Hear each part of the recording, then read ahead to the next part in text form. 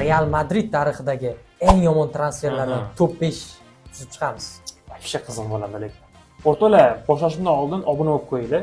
5-o'rnimizda 5-o'rnimizda shubhasiz Cristiano Ronaldo desam, aslida 5-o'rinda Enrik qo'ygan bo'lardim o'rtoqlar.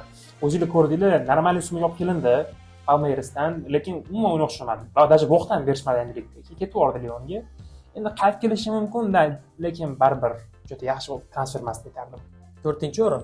4-o'ringa men David Alabani qo'yardim. To'g'ri aytishim mumkin, Chempionlar Ligasini yutgan deyishim mumkin, lekin baribir jarohatdan boshi chiqmayapti Alabani. Shuning uchun Alaba 4-o'ringa joyini olgan. 3-o'rin. 3-o'ringa men David Beckham qo'yardim, chunki zo'r o'yinchi bo'lib kelgan, MU dan katta summaga olib kelingan o'sha paytlar. Lekin o'yini qo'shmadi. Galaktikosda hattoki Florentino Perez uni 10 qanot himoyachi qilib o'ynatishni xohlagan edi. Shuning uchun 2-o'rin. 2-o'rinda Ricardo Kaka.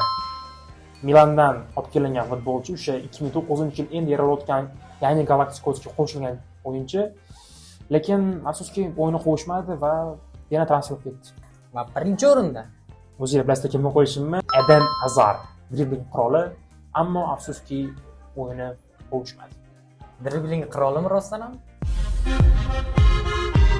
Ya dribling qiroli emas ekan.